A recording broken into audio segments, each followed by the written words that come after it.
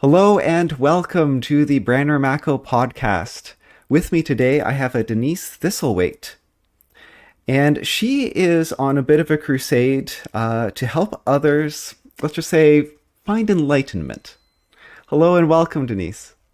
Hi, thank you so much for having me. I'm very excited to be here, Brandon. I'm excited to have you here as well. Now, maybe we could start with letting you sort of introduce yourself and how you came to trying to share this message. Yeah, of course, I would love to. So, I would say that I basically was a very stressed out type A personality, director of investigations for the fifth largest school district in the country Mm, and United States. And I was a hearing officer as well, an investigator, and I was to a breaking point as far as the stress was concerned.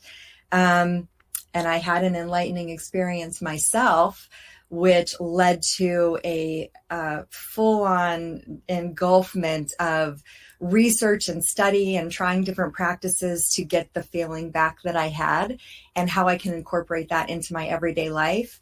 And I've been able to do that over the last 8 years. And I really need to share this with people one conversation at a time because it's been life changing for me. mm. And so, what was this enlightenment that trying to recapture? Now, I have maybe a little story. People always try to recapture some sort of experience. I had one patient book in. Do you, and well, they called first. Does the chiropractor do craniosacral therapy? And yeah, I know some of the techniques. So yeah, so she came in, and I was like, okay, what's wrong? Okay, I had an emotional release 10 years ago, um, and I want that again. I'm like, okay, emotional release. I'm here working with pain, uh, Yeah, physical yeah. pain, and someone wants emotional release, trying to keep recapture that. And it's like, okay, and it turns out because massage therapists often do these techniques. Sometimes it's part of even mental health, some sort of meditation Mhm. therapy. And Yeah. yeah, from what she described, it sounded like a massage therapist who had done it. And she couldn't really remember. Oh, it was 10, 20 years ago. Oh my goodness. And so afterwards, she's like, well, I feel really relaxed, but no emotional release, left all upset. So what was this experience that was this catalyst for your journey, I guess? Yeah, so I was working in a really toxic environment. It was full of just anger, and I was face to face with people that were very unhappy with discipline or dismissal they were receiving, and just everyone wanted to Mm, fight every step of the way. I had the district on one side with their attorneys, the union rep with the employee, and it was just this like overwhelming constant negativity. And I found a silent retreat thinking that I was going to go and like, relax silently. And I absolutely did not do that. It was a Vipassana 10-day silent retreat in 29 Palms, California, and they're all over the world. But it, by the seventh day, I had this unbelievable experience of, we had been meditating for 7 days up to that point for 14 hours a day.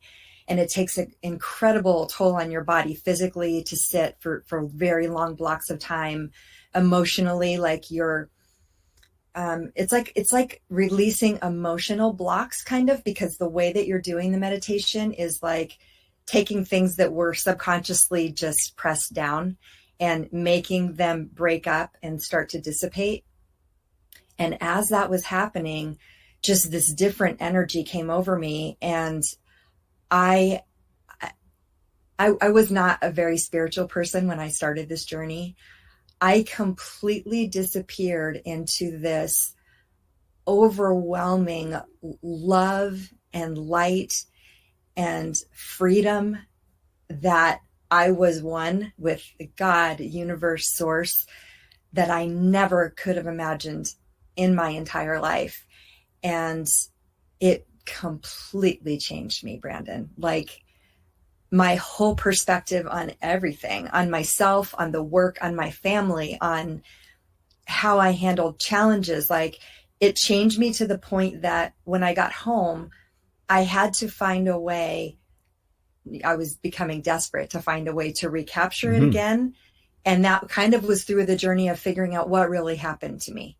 Um, so it was just, it's very difficult to put into words. But emotional release, how you said earlier with your patient, it's very similar to just like I wasn't me. I just became this love and connection with all around me, with everything that just completely transformed the rest of my life. Like that was the beginning of the end for the life that I had before. And perhaps you'll elaborate on this because it seems like, well, you really delved into research to try and figure out everything, and everyone sort of responds to different things at different Mm-hmm. times and different headspaces. But I remember another motivational speaker. I think he had walked across Antarctica or something like that, Mm-hmm. and he said, everyone should, if they're going through a tough time, regardless, even if you think your life is fine, everyone should like walk 12 hours. Mm-hmm. Because our bodies, humans are actually pretty good at walking long distances. You might be Mm-hmm. surprised at what you're capable of with good shoes. But just the change in headspace that it might provide might change you. Mm-hmm. Everyone's experience is different. Right.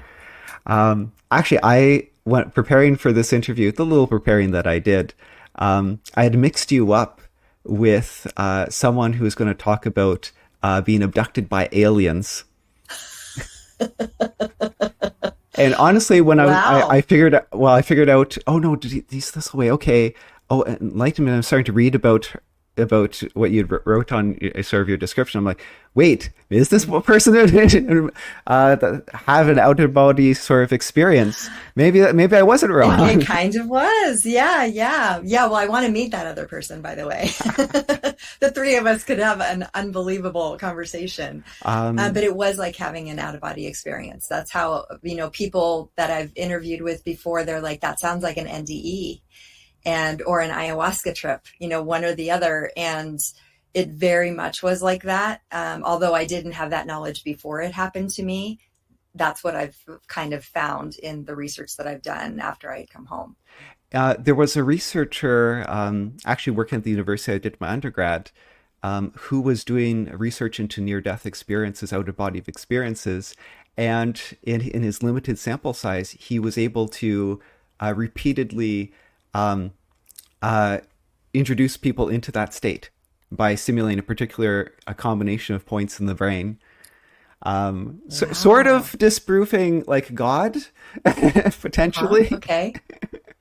But I just found it fascinating what our brain is capable of, and it's sort of unlocking what it can do. Hmm.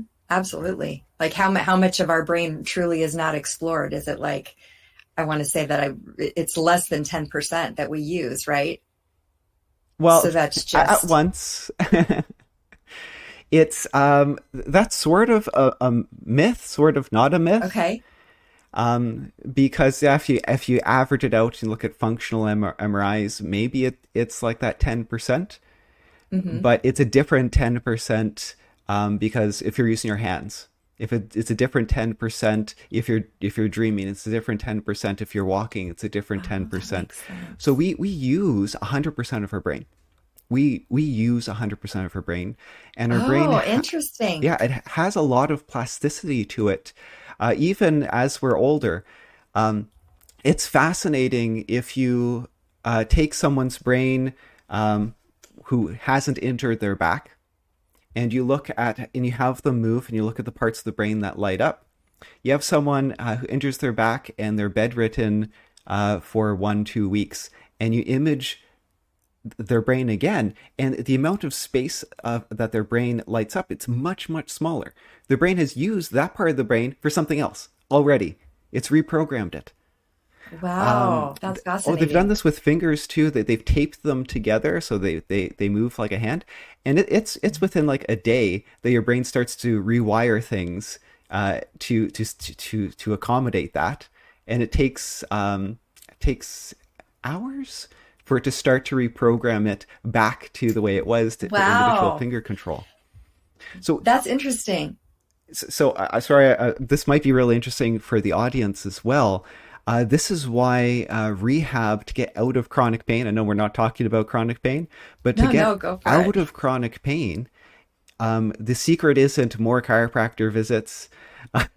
The secret is often retraining the neuromuscular control. Your brain has literally forgotten how to control the muscles, and it's scared, and so you have these violent mini shifts of the joints, particularly in the spine, back and neck, and then your brain overreacts and creates sharp pains. Oh, that's my neck. Oh, Hmm. I threw out my neck. Oh, I threw out my back Hmm. again. They're not actually throwing out their back. They're actually not throwing out their neck. It feels 9 out of 10 pain, 10 out of 10 pain, because the brain thinks, oh, here's that injury again, and something just Hmm. suddenly happened, and so it's so the root path outwards. And the problem is physiotherapists are also sometimes bad at this, that they do the same exercises over and over again, and it's like Hmm. strength, strength, strength, strength, rather than control, Hmm. control, control, control. So Yeah, yeah. um, that's sort of the purpose of my book.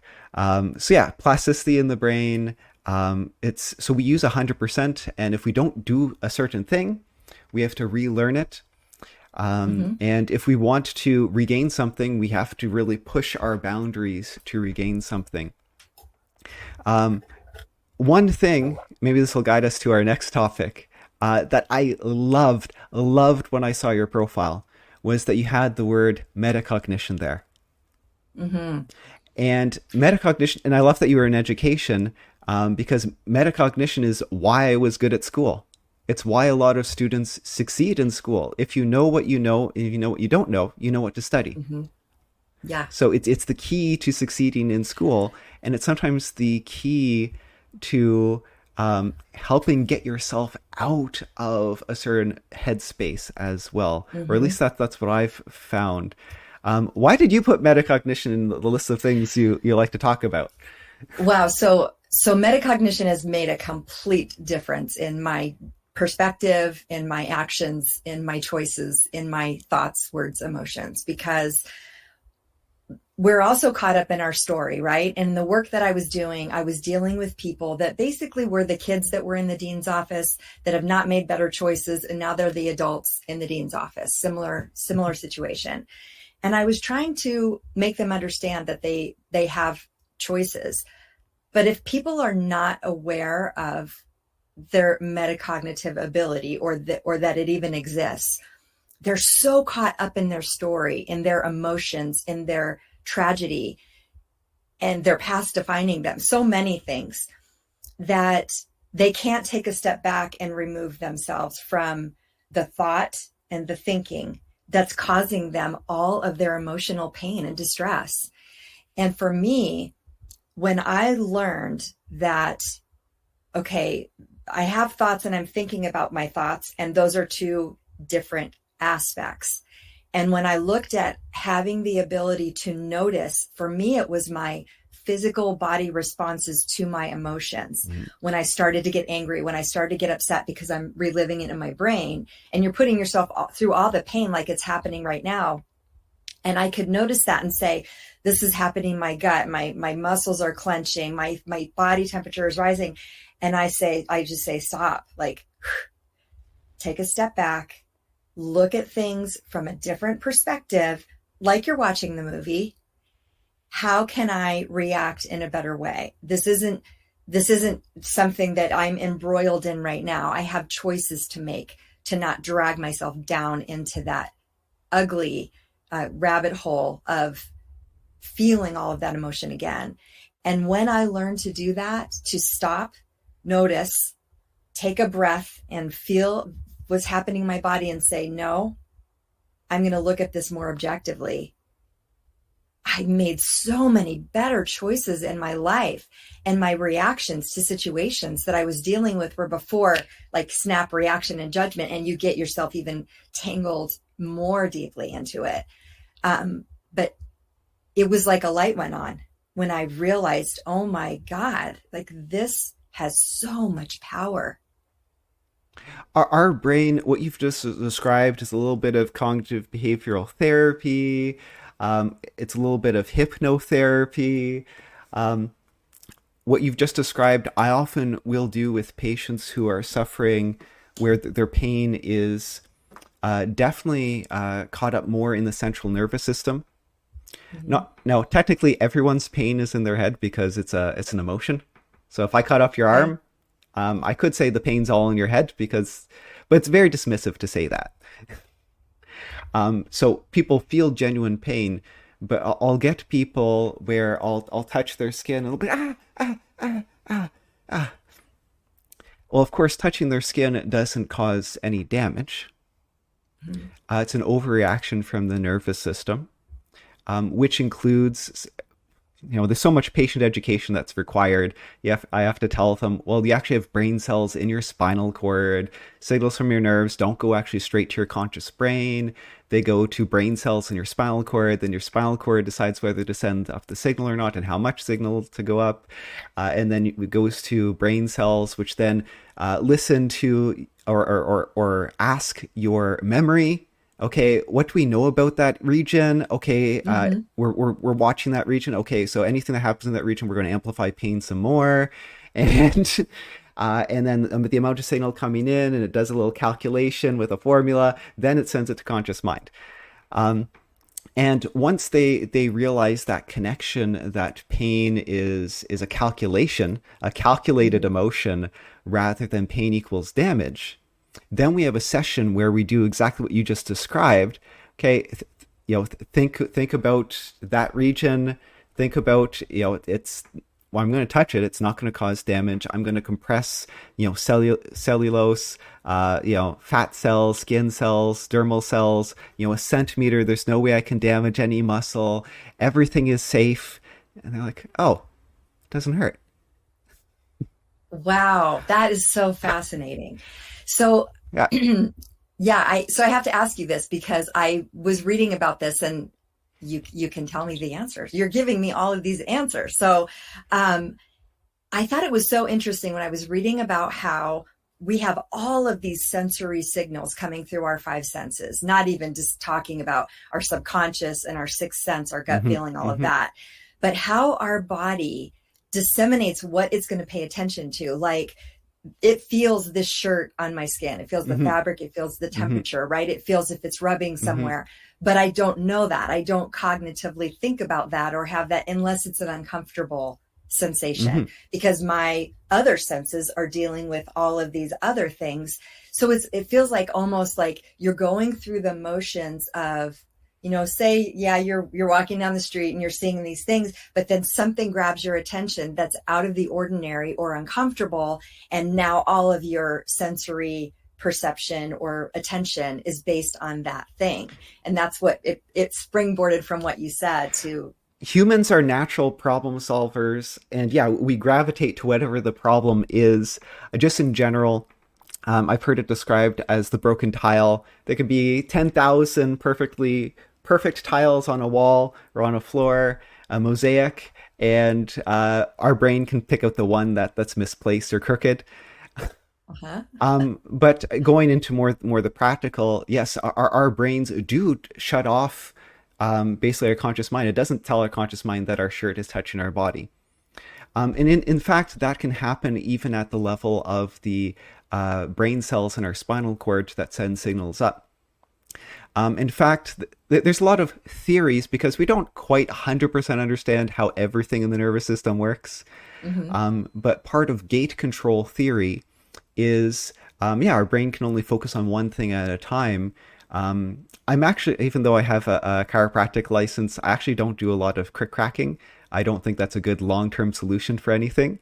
Mm-hmm. But one of the theories for why that gives people, it does give people short-term pain relief, and it does improve, at least in the short term, joint mobility, improves range of motion. Mm-hmm. And it does improve pain. And the current theory is it's gate control theory. The brain's like, what the heck just happened? What the heck was that? And there's so much mechanical stimulation. You're stretching all those stretch receptors. That is no time to focus on pain or to even think about pain. And to talk about the subconscious. I mentioned the pain part. That processing happens in your subconscious and then gets put to your conscious mind. Walking, control of our muscles, that happens. We have a second brain that controls walking.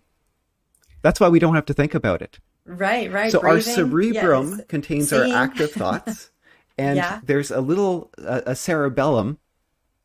It looks like a tiny brain behind the brain. It sits back here, and it looks like a tiny brain, and it controls a lot of motor control. And in fact, a lot of motor control also happens at the level of the spinal cord, because this will send messages to the spinal cord, and the spinal cord is ultimately what moves our muscles.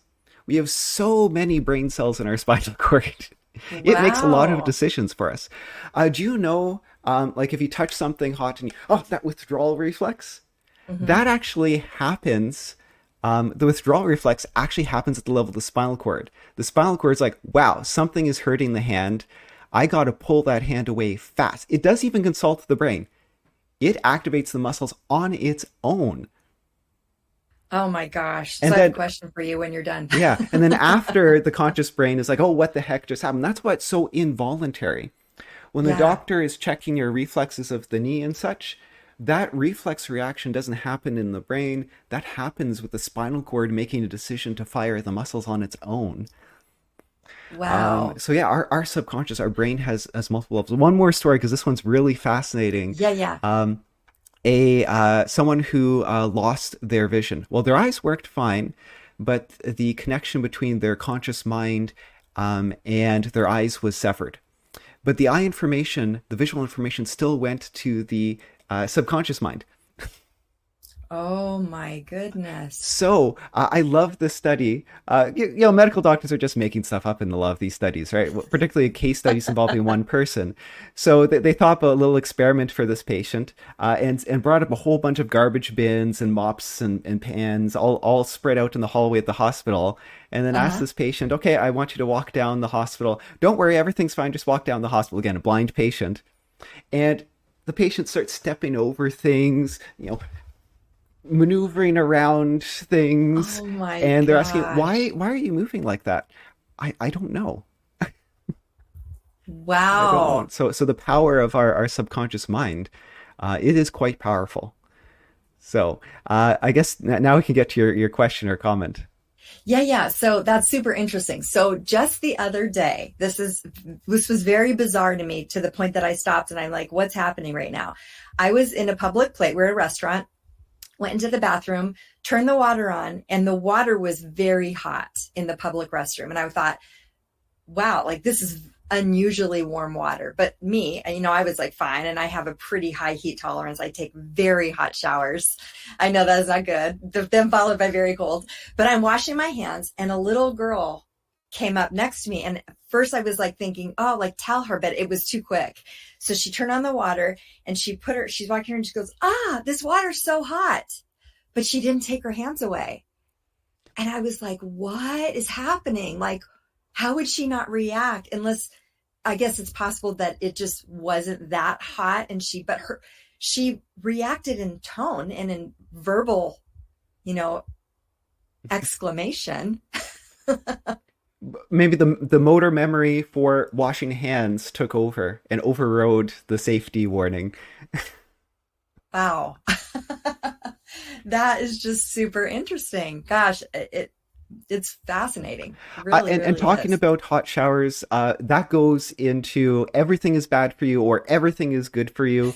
Um, Context depends. Hot showers can be really good for you.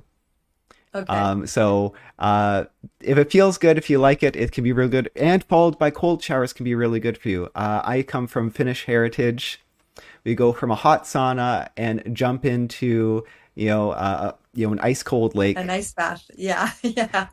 So I guess from my heritage, I'm like, don't you dare say that's bad. Hard on the heart for sure. Well, you're making me feel better about myself for sure. So I need to talk to you again anytime I'm overthinking things. I'll make Yeah, you part yeah, of my metacognition for process. sure, for sure. Um, maybe we can head more towards your experiences or in your learnings, your learning journey. Yes. So thank you for asking that. So just briefly backing up, when I got back from the retreat, Yeah. I approached things completely differently. I was like, oh my gosh, like these people need help. Like obviously I still had to follow the lay down the law and follow the rules, but my compassion for their stories and their situations was completely different because I understood that they didn't really have the wherewithal to make changes that would make them happier, to make better choices. But when I started to get in time over a few months, the whole experience was becoming very removed. It was surreal. And I was wondering if it really happened. So I had this serendipitous moment that was the springboard for me into the rest of the research. And I was feeling particularly bad one day. And I used to go on Mondays to Trader Joe's and get my lunches for the week for my mini fridge. And there was a used bookstore. And I'm looking and I'm reading all these self-help books and they're all this, everything was the same. Nothing was giving me any new, I was like, this isn't helping. I've read this. And I see this book on a high shelf and it was a plain, no jacket cover, beige book. And I asked the store owner, it was pretty high. I couldn't reach it. I'm like, can you grab that book for me? And I open it up and it's by Jack Kornfield and it's called After the Ecstasy, the Laundry.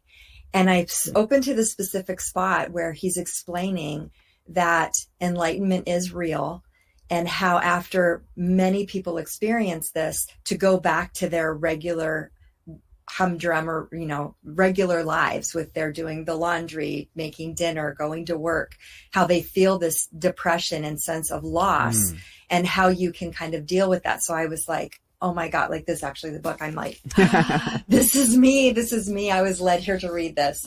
And after I read that and I felt energized again about the experience, and like, now I need to figure out what happened to me and how I can feel this way and be happier.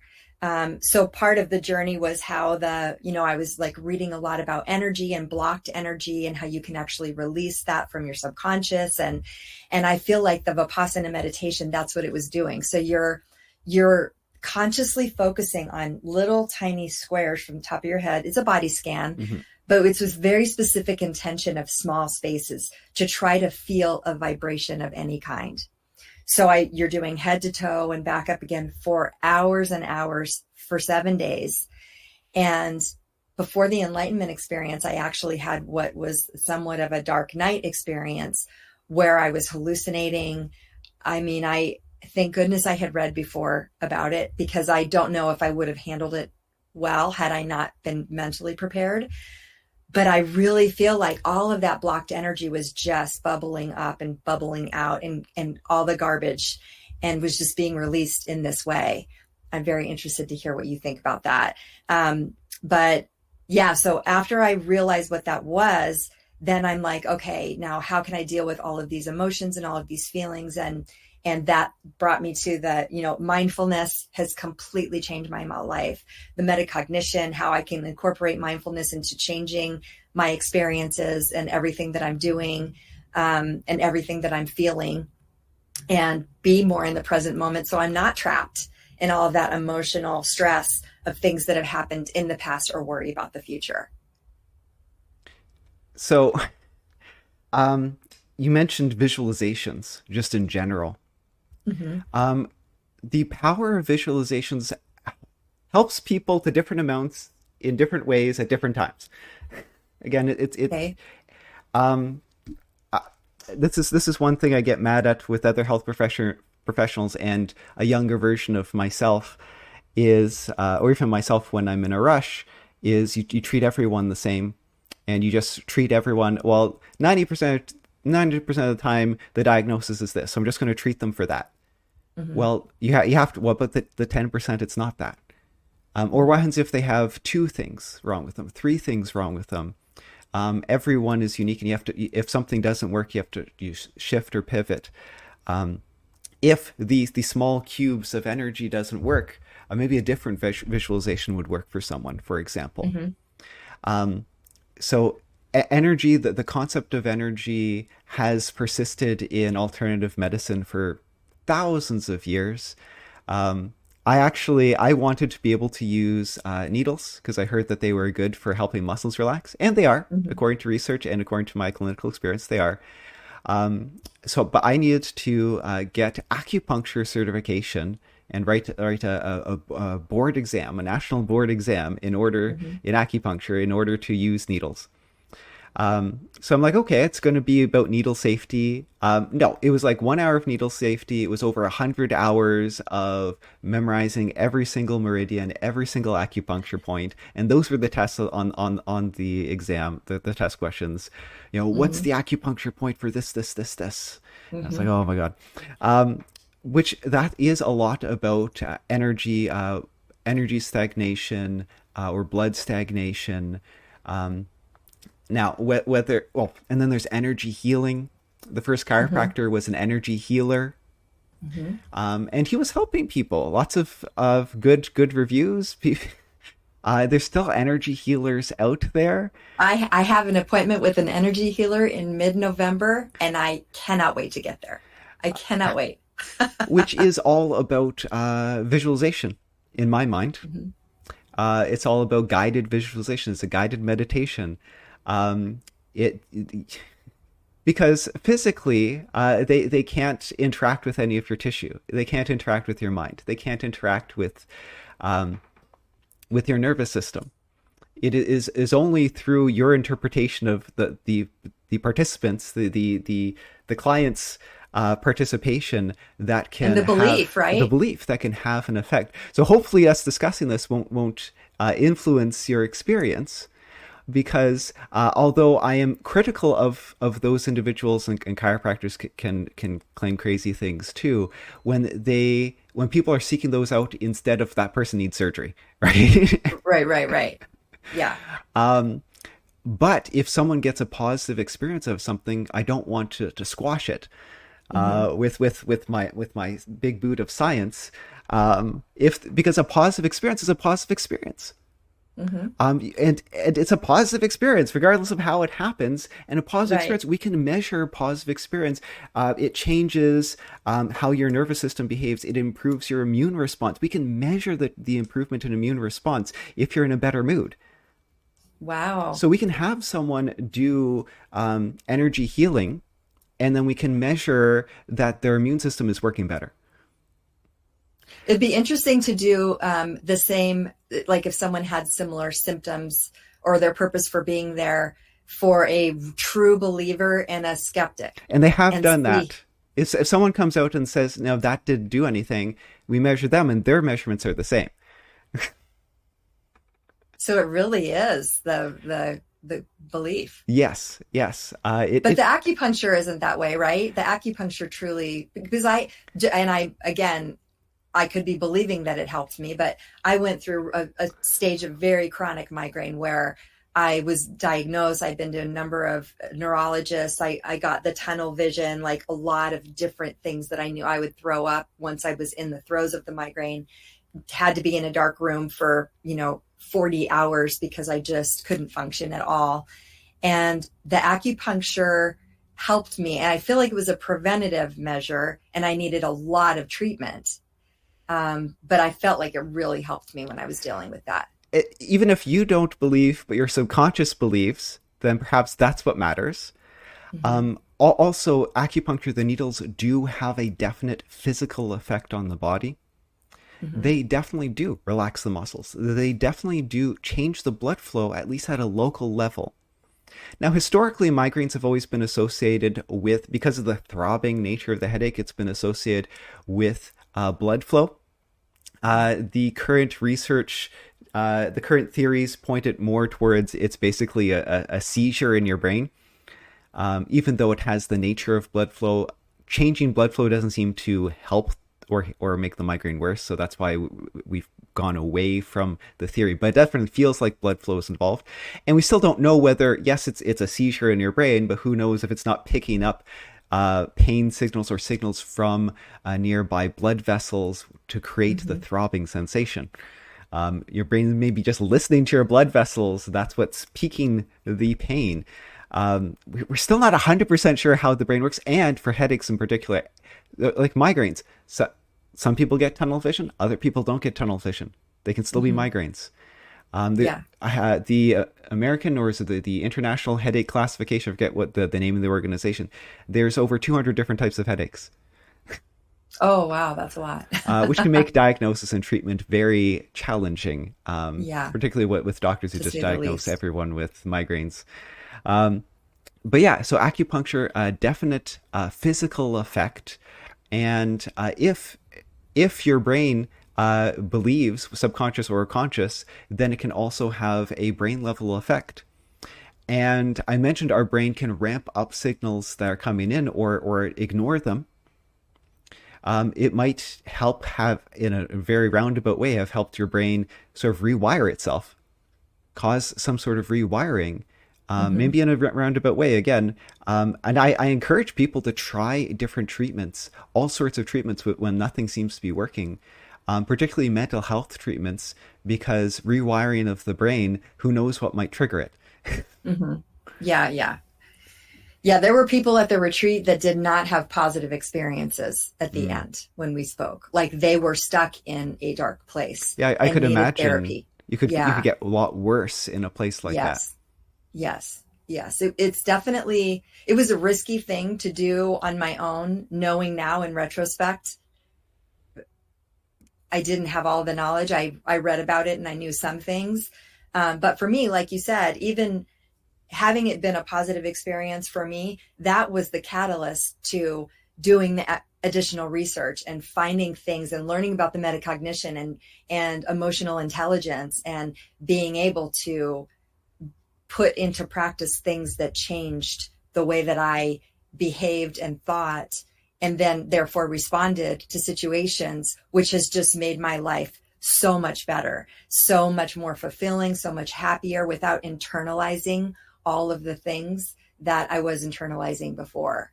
And yeah, it's made a tremendous amount. So even listening to you talk about the scientific aspect of all of it, it even more, it reaffirms to me that I would not be here had that not happened Hmm. because I didn't have a vehicle. Hmm. So let's say I was someone who was very anxious, stressful job, someone maybe heading to a dark place, heading depression and or suicidal thoughts. Someone's going to dark place, and all this angry emotions. Mm-hmm. Actually, I have a research paper I wrote about Reddit. Are you familiar with Reddit? Uh-huh. Yeah. Really huge online forum. It's actually blocked in Indonesia, where I'm currently living. I had to use a VPN to Really? access it. But I need to access it for some reason, like how to fix something on my computer. And I went to the front page. I'm like, wow, there's a lot of political stuff here. There's a lot of political stuff here. And so I did a 10-day little research study on the content on Reddit. And I also separate out between positive and negative. And it started off fine, but I found doing this research study, and looking at all these negative posts, it's what was it? It was like almost 90% negative and hateful. Wow. I was going into a dark place. I'm not a violent person by nature. I've never hurt myself. But except near the end of that study, something small happened, and I punched a piece of concrete and hurt my hand. And it's like, that's so unlike me. And it's like, oh, Reddit's Wow. done this to Oh me. my gosh. Yeah. Wow. That's really, really interesting. And it's not How just my important personal though experience. that you knew that that's what it was. Like think of all the people that have no idea why they're spiraling. So they can't even separate themselves to stop doing it. Well, there is research on Reddit and on Facebook that if you participate in very negative communities, it can make you angrier, it can make you more depressed. Right. And recognizing, maybe to get away from these communities might be necessary for your mental health, taking a step away. So that's one of the findings of my research study. Hmm. But I'm not the first person to make that observation. So I'm someone who is depressed or full of anxiety, stressful job. Heading towards a dark place. What's your advice to them? How do they start? What do you think is a good place to start?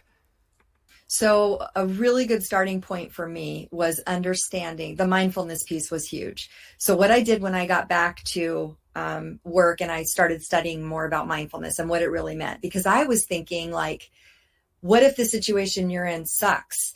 How is mindfulness going to make that better? But what I realized was I got my phone and I put timers all throughout my day, like 9:16, 10:42, 11:53, whatever, all day long. And anytime the ding went off on my phone, I stopped and said, "What are you thinking about right now?" And 90% of the time, I was worried about something that happened in the past or reliving a negative situation, or worried about something that would happen in the future. And I had no idea I was spending that much time Mm-hmm. there in this mental space that is not here now. And when I really started to pay attention, I didn't need the timer anymore. I'm constantly stop. Like, where are you embroiled in this moment? Mm-hmm. Because like it's so fascinating to me that you and I and the Fred down the street, we can go to a cafe. We don't know each other. We're all sitting in different seats, but we're next to each other table wise. And I am super nervous about a job interview that I have. And I'm like really feeling in my gut and my muscles and tension. And I'm starting to get, my heart is beating faster. And I'm sitting in this beautiful cafe and I'm like drinking coffee, but I'm just like trapped in my head. And Fred is super upset about the argument he had with his significant other last night. And he's just completely embroiled in that. And you're at your table and you're like enjoying this fabulous cup of coffee and the birds are singing this beautiful day. We're literally in the same space Mm-hmm. and we are having completely different Mm-hmm. experiences. Mm-hmm. And it just blows my mind that we can be so trapped in our brains that we are not living our lives. So for me to stop and say, I need to separate myself from the emotion for a minute. What am I feeling? What am I thinking about? Is this now? I'm safe right now. I'm having a lovely conversation with you right Mm-hmm. now, or I'm out to dinner with my friends right now. It completely changes everything. So what you've described now, CBT is thrown around a lot. It's cognitive behavioral therapy. It's sort of the standard mental health counseling technique, although most counselors put their own spin on it of some sort. Mm-hmm. And it's basically what you just described. So self CBT. Mm-hmm. You look at your thoughts, and one of the questions, like when you're as a health professional, when I'm learning about CBT, one of the questions Mm-hmm. you're supposed to ask or help the patient ask is that thought helpful? Is that a thought you want to be having? Mm-hmm. And of course, as you said, it connects. Okay, here's what I'm feeling. Why am I feeling that way? What's the thought connected to that? Because thoughts, feelings, behaviors, where are the links between the two, or between all three? Actually, cognitive behavioral therapy is often drawn as a circle with 3 points Mm-hmm. because of the interconnectedness. So this understanding, and I'm a do-it-yourselfer. I replace the spark plugs and the air filter in my vehicle, do my own oil. I did my own tire change. Well, I went into healthcare just to fix my own health problems. Mm-hmm. I'm a do-it-yourselfer. So I like that you're preaching, and it sounds so simple. It sounds so simple. Some It people does. they need a bit more help getting started. Yeah. So maybe some people listening to this will be like, okay, I'm just gonna, as you said, I'll start saying times and I'll start just thinking. Other people need someone to help get the conversation with themselves started. Right. Do you recommend a book? Do you think mental health counseling? I'm curious of your opinion. What if people feel they can't just start on their own, or they want resources like you had resources? Uh, Right. is there anything you Right. recommend? Like, well, as far as the reading part of it, um, Michael Singer, have you ever heard of Michael Singer? It doesn't ring a He bell. wrote a No. book called The Untethered Soul, and he Okay. has several other books, but that was my first um, exposure to this type of thinking. And that made a tremendous amount of impact on my life. And when I think about how many young people can be so much happier with this knowledge, like, Mm. can you imagine Mm-hmm. if they had to take mindfulness as a sixth grader and be able to separate themselves from a situation? But it's more like, I guess, seeking out more information like this. I know that social media can be used for evil. It can be used for good. And like you said, like really digging down into finding different techniques. I'm writing a book right now for the techniques that work for me, because there were so many different um, transformational authors that I was reading that took me in a lot of different directions. And I would try things and I'd be like, that's not really helping. Or I would try this and I'm like, that doesn't make a lot of sense. But then I would grab something that did. And I'm like, this is working for me. And different things are going to work for different people. So I like write about it and, and I keep it and I have it handy as a tool, like the setting the phone thing and all of that. But it's finding your combination, but getting the conversation started. Like you said, like one conversation at a time, and us talking about this right now, if it can help someone say, wow, this kind of makes sense, and I need to look into this a bit more, it makes all the difference. And just also having a support system around you is just tremendous. And even when I went to the retreat, we talked about what could possibly be a very negative journey. They told us on the very first day before the Noble Silence started, there was like a hut that was off in the distance, and there were 3 chairs on the first day. And they said, if you feel like you need to talk through some stuff, sign up on the sign up sheet and we'll do some one-on-one counseling with you if you can't.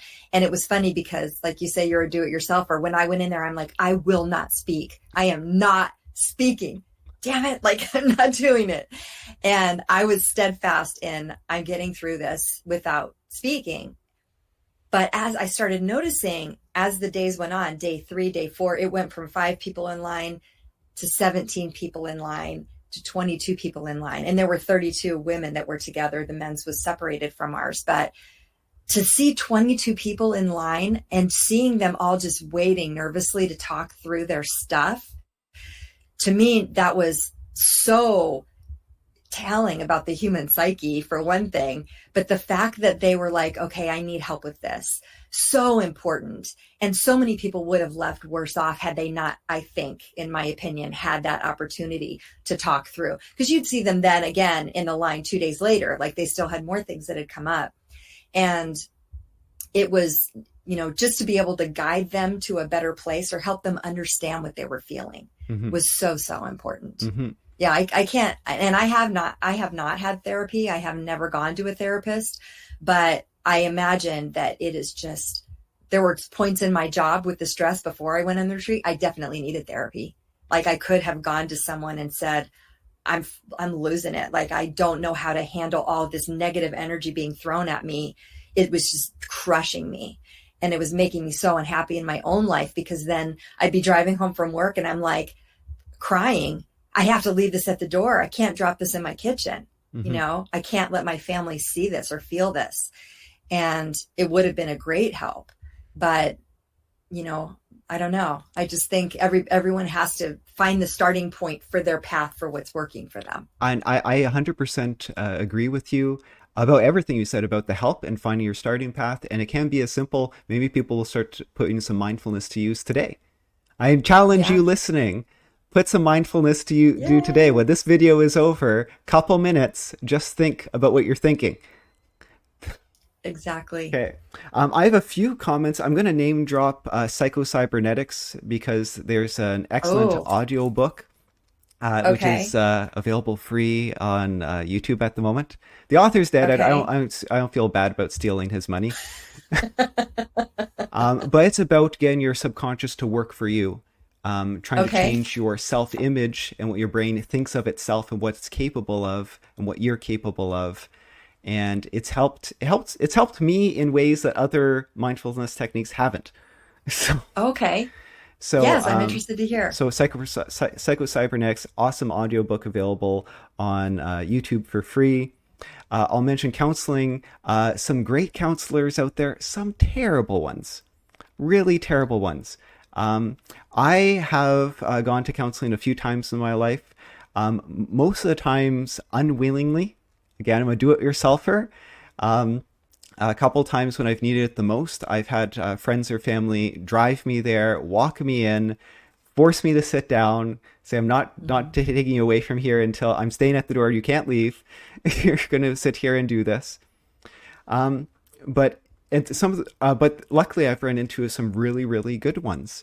But sometimes it ends with yelling. I never want to see you again. I hate you. But most of the time, one person described it as a counselor is a friend you pay for. That's supposed to be just it can sometimes be just a non-judgmental friend you can really Mm-hmm. unload at and all your insecurities. You don't have to worry about talking to this person again, family meeting or family gatherings or anything or secrets. This person is like a blank slate. You can just really unload at them. And some counselors like they combine like hypnotherapy or even energy healing. Mm-hmm. There's all sorts of techniques, where you're all relaxed, soothing voice. It can be a really, really relaxing, therapeutic experience depending on how the counselor does it. Um, Mm-hmm. but again, if you run into a counselor and you're yelling at them, don't go back. That seems like a pretty good point. Yeah, yeah. And if something works for you, do it. If it doesn't work for you, don't do it. And be experimental like this because everyone's different. Mm-hmm. And I encourage people to ask for help from their family friends if they can, get help from books, resources if they need it, and explore and get better and enjoy life. Life is too short Yes, to yes. suffer. My book, what's the title? Pain is not a life sentence. So life shouldn't be pain, whether mental or physical.